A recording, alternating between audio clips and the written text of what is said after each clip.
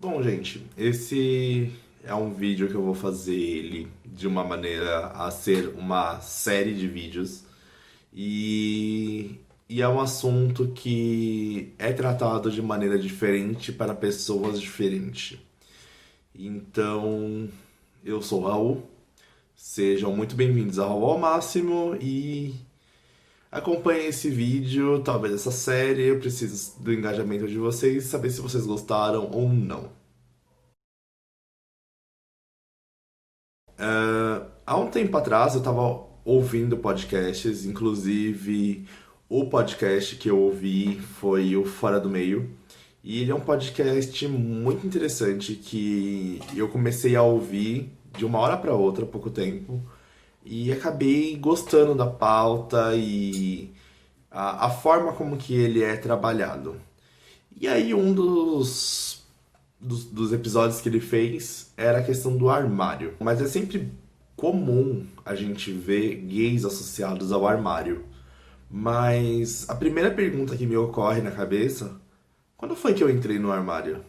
Quando eu era muito novo, eu sempre ouvia aquele gay no armário, aquela bichinha no armário, a sapatão na sapateira, e assim vai. E eu fiquei pensando, mas eu entrei no armário quando? Quando que eu me dei conta de que eu estava no armário? Foi antes de eu entender que eu era um pouquinho diferente. Eu tinha gostos diferentes do normal. E aí é um período que eu entendo de maturação. E aí foi a ideia que eu tive de começar a pesquisar, começar a procurar. E eu lia bastante fórum sobre isso. E aí eu entendi que quando eu saísse do armário ia acontecer coisas comigo.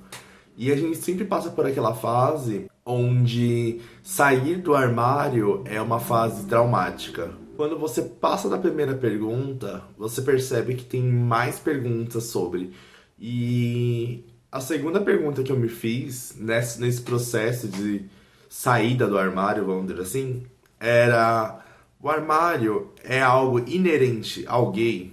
A conclusão que eu cheguei é que não. O armário, ele não é inerente ao gay, porque a gente começa, é esperado que a gente passe por esse processo e a gente percebe que quando a gente está ali nesse processo de maturação física, emocional, a gente começa a cogitar que coisas diferentes estão acontecendo e a gente entra naquela fase da experimentação. A gente dá um passo, vê se o tijolo cai, vê se o tijolo fica firme. E assim a gente vai. E assim, por mais que a gente veja que em alguns lugares, por exemplo, algumas religiões, algumas ideologias, a gente tenha na mídia, na sociedade, que ser gay é algo pecaminoso, errado, ou que a gente busca simplesmente esfregar na cara das pessoas que a gente é diferente, e você percebe que nem sempre essas coisas são reais. Porque em N fatores você percebe que as pessoas estão ali e elas simplesmente construíram uma ideologia a qual esse pensamento homoafetivo, vamos dizer assim, ele não se encaixa. E a gente precise se adaptar a isso de uma maneira que a gente traga coisas diferentes e que eles só vão nos aceitar se a gente agir como um hétero ou algo próximo a isso, essa heteronormatividade. Mas parando para pensar, vem uma terceira pergunta na nossa cabeça. Pelo menos na minha veio essa terceira pergunta. Quando foi que o hétero saiu do armário? Vamos pensar no armário como uma incubadora. Pensando rasamente, a gente tem três opções. Ou aquela pessoa que entrou para ser maturada, ela entra, passa pelo processo de maturação e sai mais forte, melhor do que ela entrou. ou ela simplesmente não sai, perecem nessa incubadora, porque você percebe que elas entraram de uma maneira e ou elas foram vítimas de alguma coisa externa e acabaram entrando nesse armário e ali elas encontraram um conforto e ficaram, e é isso, elas pararam ali. Elas não vão nem pra frente, nem pra trás, talvez leve mais tempo. E um terceiro fator que pode ser é a pessoa entrar nesse armário, nessa incubadora, e sair pior do que entrou. Essa é muito correlativa com essa questão da segunda. Tem gente que sofre algum tipo de agressão, sofre algum tipo de preconceito, sofre repressão por parte dos pais, sociedade, trabalho, e acaba precisando se esconder. E ali ela vai internalizando um sentimento de, vamos dizer assim, autopreconceito. E ela não se aceita, não se constrói, começa a repudiar o que realmente ela é.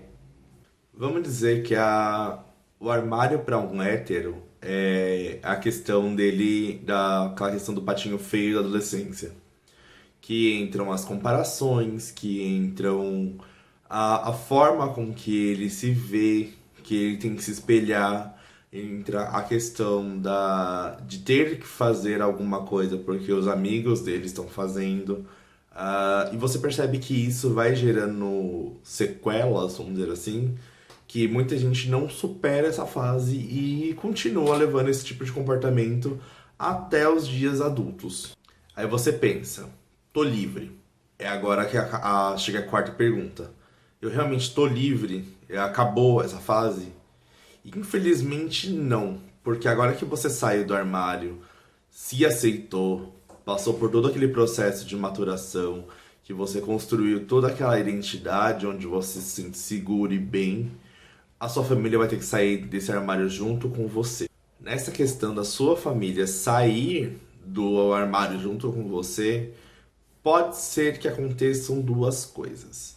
A sua família saia numa boa com você, ou essa família te renegue, que acontece, infelizmente, muita gente passa pelo período onde a família dela renega ela e ela acaba voltando para esse armário, esse ambiente hostil, gera com que ela volte a esse armário e você percebe que quando você consegue sair do armário e a sua família te aceita e acontece tudo de qualquer jeito, da maneira que deve ser, que a família trata como algo normal, que é algo normal, você percebe que as pessoas estão ali a te ajudar, simplesmente a concluir essa fase de maturação. Mas, a contraponto, tem a família que renega, que oprime, que constrói toda essa questão de tornar aquele momento negativo. Ou você volta para esse armário e espera um momento onde as coisas vão maturar em torno da sua família. E a sua família ainda está nesse casulo. Esse processo é algo diferente para cada um. E você percebe que nesse momento é interessante você procurar ajuda psicológica para você poder entender o que está acontecendo com você. A gente pensa que acabou, mas quando você está ali, você começa a perceber que ainda tem mais um ponto. A sua família está ok com você está ok com você mesmo, e aí você percebe que falta a sociedade. Infelizmente, ser uma pessoa LGBT ainda gera certas desvantagens. Mas quantas vezes você simplesmente perdeu uma oportunidade de emprego simplesmente por ser gay? A gente sabe que as pessoas que trabalham com RH fazem uma listagem e recebem um script dessas empresas onde estão listadas qualidades e posturas que essa empresa deseja. E muitas vezes são posturas a qual uma pessoa que seja mais afeminada, que seja mais dinâmica no sentido de poder falar com mais tranquilidade, não se encaixa, ela é simplesmente descartada. Mas até onde ser gay afeta o seu profissional? Eu penso que simplesmente em momento nenhum afeta, porque o que você vende para a empresa são suas habilidades profissionais. O que você faz fora da empresa não tem nenhuma ligação com isso, não tem nada a ver com a empresa. Então, o fato de você ser gay ou lésbica ou LGBT simplesmente não importa para a empresa. Ela deveria contratar você pelo serviço que você pode prestar, não pelo como você aparenta. Uma pessoa que é heteronormativa com certeza vai ter mais oportunidades, levando em conta que as empresas buscam esse tipo de perfil. Uma pessoa que não consegue mascarar um comportamento que seja LGBT, ela com certeza perde, dependendo do segmento qual ela precisa do emprego, ela com certeza perde uma oportunidade. Porque as empresas não buscam pessoas que conseguem se destacar, elas buscam pessoas que trabalhem para ela sem se dimensionar de maneira diferente dos outros tipos de funcionário. Felizmente, a gente vê que ainda existem empresas hoje em dia que buscam pessoas especificamente LGBTs.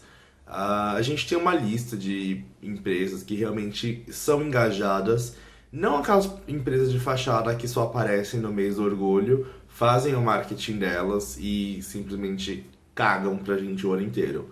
A gente tem empresas realmente que são engajadas e procuram pessoas LGBT para poder dar um emprego, para poder dar uma oportunidade. Bom, gente, essa sequência de vídeos é para ajudar as pessoas a entenderem o que é o armário e desmistificar isso. E você compartilhando esses vídeos ajuda no canal e alguma coisa que eu possa ter falado aqui, que possa ter sido relevante para essa outra pessoa que precisa, vai ajudar. Então, compartilhe esse vídeo. Não se esquece de se inscrever. Não esquece de deixar o curtir, porque é muito importante. É um segundinho para você, mas faz toda a diferença para mim. É isso, gente. Muito obrigado. Tchau.